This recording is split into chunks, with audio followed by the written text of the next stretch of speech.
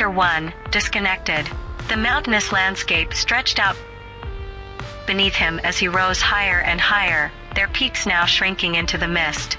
Snow-capped Alps encircled him as he continued to rise. Sloping hills with grassy verges transformed into reaching points, chiseled from blue slate. This landscape was something most humans were never destined to see. A part of the natural world they were never meant to reach. This landscape was something most humans would describe as breathtaking and beautiful, maybe even romantic. But as Jason gazed down over the valley that snaked through these Alps, he did not see the beautiful landscape.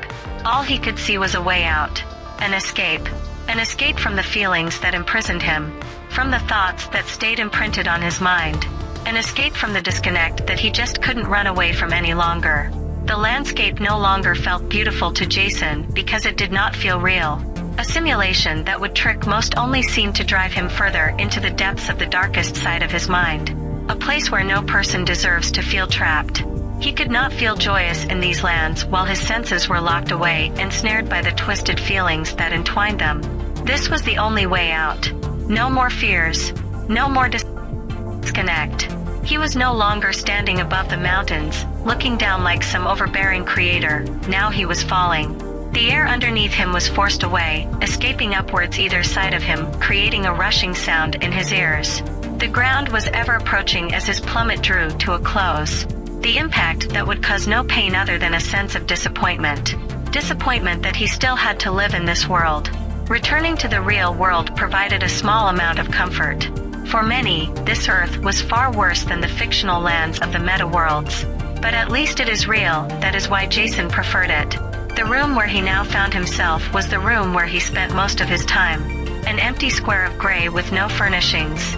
This did not matter, as the only purpose of this room was to act as a gateway, an entrance to the meta-worlds.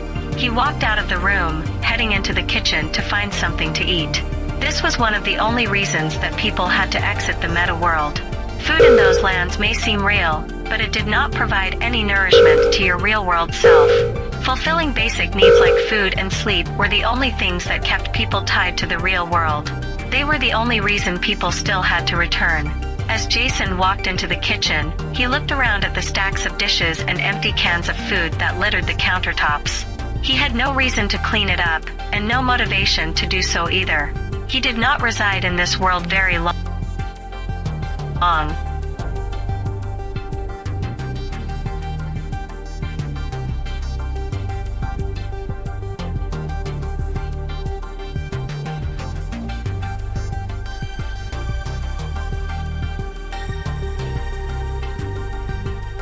He did not need to look after it.